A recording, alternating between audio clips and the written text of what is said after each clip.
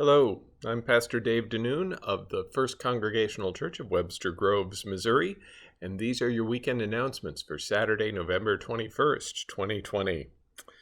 It's almost hard to believe that we were discussing just 2 weeks ago that we would have worshipers in the sanctuary on Sunday mornings, albeit a limited number. First, the St. Louis County numbers spiked to double digits, then past 20%, and now in the last week, we've had 2 exposures of worship leaders to positive cases of COVID-19. The last one, which happened on Wednesday of this week, has sent one of us home as the positive case, and the other 3 home into quarantine until December the 2nd.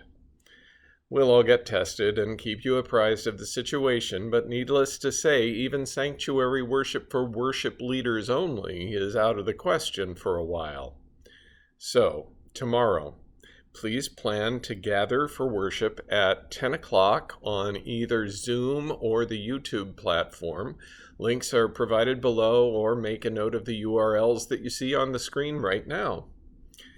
Yesterday was the Transgender Day of Remembrance, and as an open and affirming congregation who esteem all our members, we will be honoring our transgender members and calling to mind the names of 45 trans people who died by violence in the United States and Puerto Rico in the last 12 months. This coming Thursday, of course, will be the 399th annual celebration of Thanksgiving in America, the first having occurred in November of 1621 at the Plymouth Colony.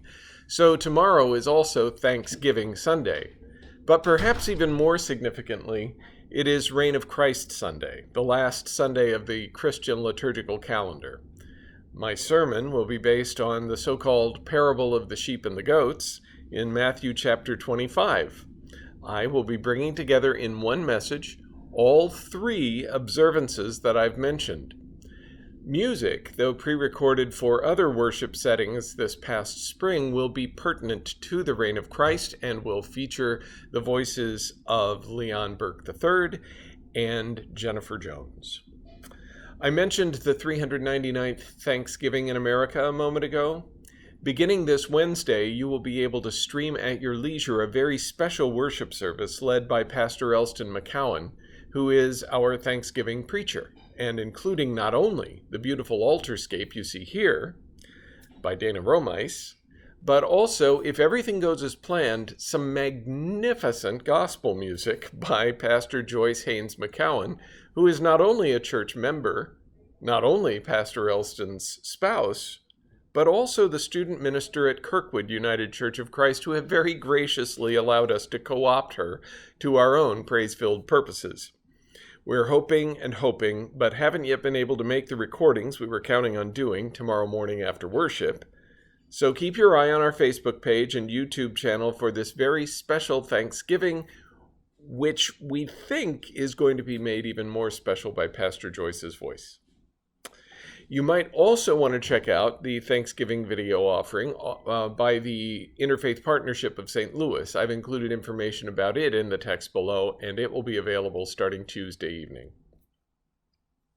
I don't know if I've spoken with you in this setting about our search for someone to fill a new full-time professional staff position at First Church. We're calling the job pastoral assistant, and we started telling you about it back in September in the E-News and the Covenant News when we posted the opening on a number of job sites, both religious and secular. Response was overwhelming, with nearly 70 applicants.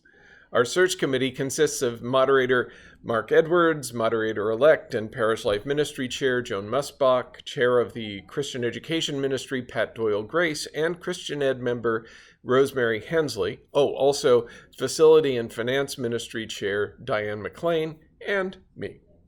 At this point in the search, we have narrowed the field considerably from that first 70. We hope to have named a candidate before Christmas and to have the newcomer on board not long after the new year. Thank you for your prayers throughout this process as the Pastoral Assistant Search Committee, otherwise known as the Pastoral Staff Committee plus Rosemary, continues in prayerful discernment of this multi-talented person who will assist me with pastoral caring and our online presence, while also leading our faith formation of young people in preschool, from preschool through high school.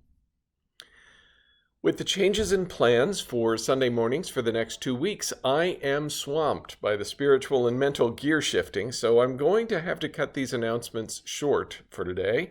Please give a look at all the information below, including the last call for survey responses for Journey Through Creation and Leon's composition, a reminder about pledging for 2021, our need for Sunday morning volunteers in worship, both the speakers of Not for Children Only and our audiovisual team, and a really cool Advent project for our church's young people that'll come to fruit on Sunday, December the 20th. And I'll include more about that in next week's announcements. So there's more than what I've said, but that's enough for now, I think. So for tomorrow and then Thursday, and throughout this joyous and troubling season, peace be upon you.